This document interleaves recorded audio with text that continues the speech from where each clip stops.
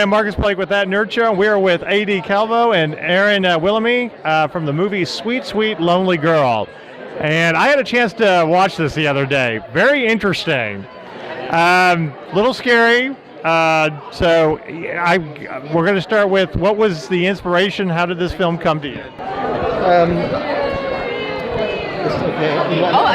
You were the writer. So the film is really an amalgam of some of my biggest cinematic influences, ranging from art house dramas, female doubling art house dramas like Persona, Altman's Three Women, My Summer of Love, the Polakowski film, and combining that with my love of genre, 70s genre, right. Films like Burnt Offerings with Karen Black and Betty Davis, and what's the other? The Mario Bava film, Black Sabbath. Well, great kind of horror thrillers that don't rely on blood or anything. They just draw you in and stuff like that. That's what I got from this film. So, how about you? You've never done a horror thriller before, have you? I remember you from the Perks of Being a Wallflower and Stealing Jeans. So. No, this was my first lead, actually, in a feature, and it was such a neat character to get to play because she has such an arc through the story and written so well. So it's nice to be able to do something that's...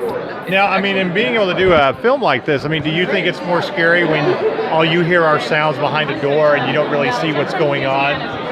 Well, they did a good job of actually scaring us by screaming at us at certain moments to get the right reaction. But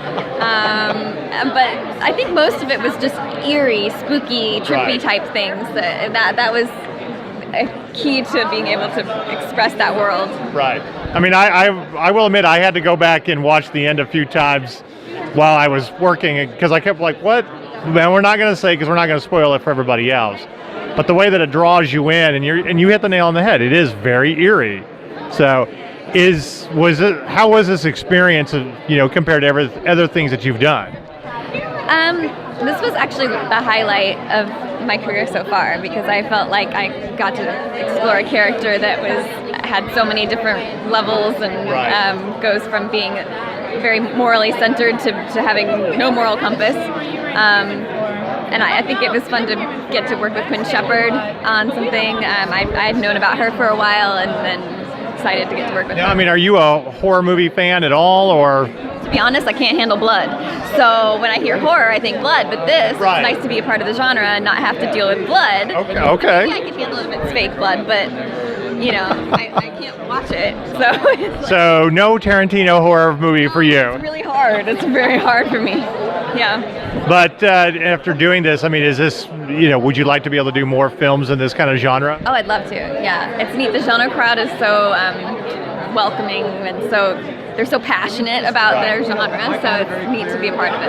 Yeah. I also feel like there was a lot of Hitchcock elements to it in being able to draw you in. I saw that. So is Hitchcock influence you at all in your career? Yeah, absolutely. The film, is a subgenre. There's a subgenre called hagsploitation. Right. Psycho biddy, going back to the Psycho, where you're, fear of an old woman in the attic or in the basement, and certainly some of that is in there. But yeah, I think you were right. Mostly we wanted it to be an atmospheric kind of ghost story that's very gothic and more about the tone and atmosphere than any specific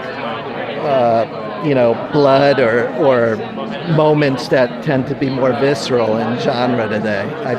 I tend to respond more to that than the sharp edge genre stuff, if that makes any sense. All right. So where else has this film played? So we premiered the film last September at Fantastic Fest in Austin. And right after that, we went to Sitges, right near Barcelona. That's the biggest genre festival in the world. And here we are at Dallas. We just announced, our distributor just announced the film. It's being released by Shudder Oh, which is great. The new horror streaming service from AMC. Yeah. And we're very excited about that. We feel very honored to be alongside such a great curated list of horror and sci-fi fantasy. Our horror blogger at that nerd show, I think that's the only streaming service she really watches. Yeah, Really? Yeah, she actually loved the film. So, but anyway, okay. So at that nerd show, there's one question we love to ask everybody. It's a nerdy question, so you have to think about it. And this year's nerdy question: if you could be a superhero or supervillain, what superpower would you want and why? We're gonna start with you. Is that all right? Yeah. And this is preparation for a superhero movie that you might do one day. Oh, okay. Well, gosh, it's a tie. Can I say both? Sure. I want to be able to be invisible Okay. because is that yours? That was what I was going to I'm say. sorry, I stole Alex's. Go on. Well, but I also want to be able to fly. So if I can invisibly fly around, that would be ideal. But yeah. Well, Okay. she totally stole both of them. Because I want to fly and be invisible too. You don't want to have elongated arms. But the You don't problem, need fire. no, we don't you need any of that. The problem is, is there a superhero that's both invisible and can fly? Well, one of Because I'm like searching right now and can't think of one. I don't think there is. Wouldn't that I don't be think they've cool? actually combined those. So, Well, there you go. but growing up, I think my favorite superhero was probably a combination of Hulk and Spider-Man. It was always a toss-up. Yeah. I loved them all. You know. Well, all right. Well, good luck with the film and congratulations on the distribution. And you were very good in it. So can't wait to see it again. Thank you.